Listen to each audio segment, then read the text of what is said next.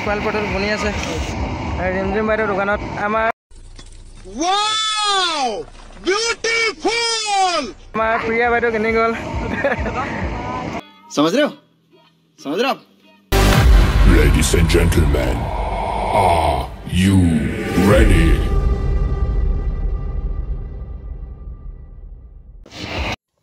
Hello' বন্ধুসকল, তো আজি মানে আমি আহিলোঁ ডুমডুমাত ফাংচন চাবলৈ বুলি। আৰু ফাংচনত আহিয়ে প্ৰথমতে এয়া ফাংচন চলি আছে। তো মানে ফাংচনত বৰ দেৰি ফাংচন নাচালোঁ আমি। তো মানে প্ৰথমতে গ'লোঁ আমাৰ প্ৰিয়া দোকানত স্পাইৰেল পটেটো খাবলৈ বুলি।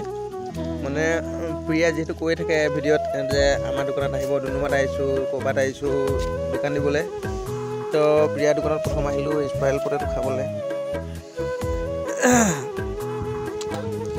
তাৰমানে এয়া চাহ কিমান ধুনীয়াকৈ বনাই আছে মজাকৈ।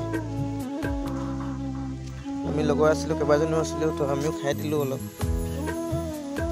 ভাল লাগিলে, বহুত মজা লাগিলে খাই। চবে আহিবি দেই প্ৰিয়া দোকানলৈ, মজা বনাই ৰিমঝিমে আৰু প্ৰিয়াই।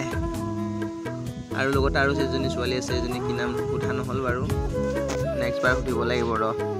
তো গাইছ মানে ভিডিঅ'টো স্পাইল পটল বনি আছে ৰিমঝিম বাইদেউৰ দোকানত আমাৰ প্ৰিয়া বাইদেউ কেনে গ'ল